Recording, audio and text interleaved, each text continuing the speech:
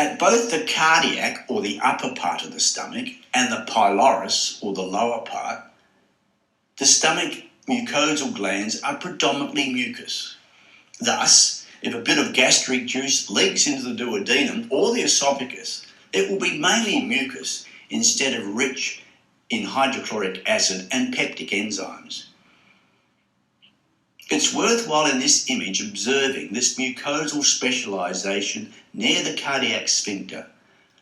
The pits are well developed here, but the glands are very short, and they're devoid of parietal cells and are reasonably short on chief cells.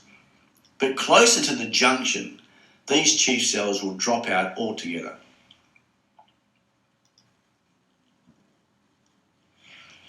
Now, you've seen a similar image to this one, although it was stained differently when I was showing you Brunner's glands in the submucosa that's characteristic of the upper part of the duodenum.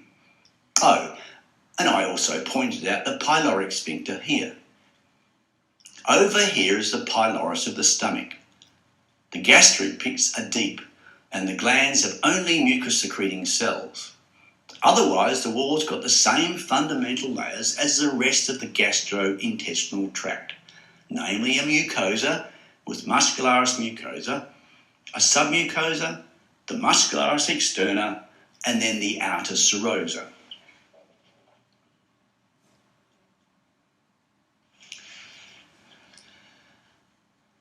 Now, all the previous images of the stomach I've shown you were at a higher magnification and of the distended stomach.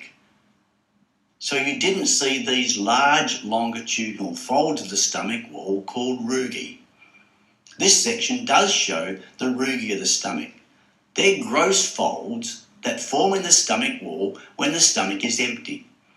The stomach can extend greatly after a meal by stretching the mucosa flat. The gastric rugae are composed of a ridge of submucosa overlain by a mucosa. Therefore, they correspond more to the structure of plici circularis of the intestine than they do to villi. But they run longitudinally instead of transversely. The section has been stained with the periodic acid Schiff reagent to demonstrate the carbohydrate associated with the mucus. It shows that the mucus-secreting cells extend all the way down into the glands. Those on the surface are mucus cap cells. The ones in the glands are mucus neck cells. And the glands, of course, are simple branched tubular structures that fill up most of the lamina propria. But this specialised stain is poor for examining all the other cellular structures.